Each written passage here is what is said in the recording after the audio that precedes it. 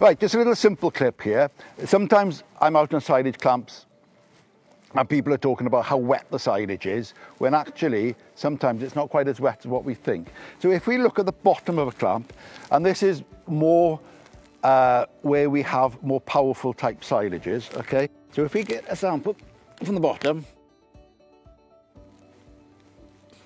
quite often we'd be able to wring some moisture out of that, and we could see a bit of water or effluent dripping out of that. Okay, so if we take a sample further up the clamp and get some out,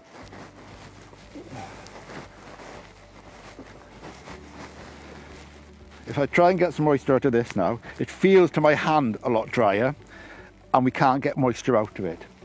And what often happens here is that when we have a powerful silage, leafy, tender type grass, when we roll it and the weight coming down on it, we can burst some of the plant cells, the walls. So we actually get water coming outside the plant, so when we physically feel it, it feels wet. If we actually did a dry matter test on the top and the bottom, it's very likely it would be very similar.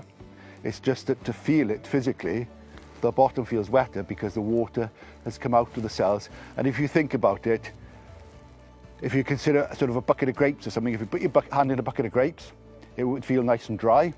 If you put your foot on in that bucket, put your hand back in, your hand would be wet because all the juice would be outside the grapes. The dry matter in that bucket would be exactly the same. And the same sort of effect we can have on a clamp. As we compact it more and compress it, or maybe overroll it, that's not the case here, but sometimes you will see silages where you've got a juicy sort of slime on it.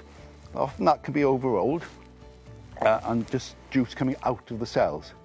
And when we analyse it, it's drier than what we think it is.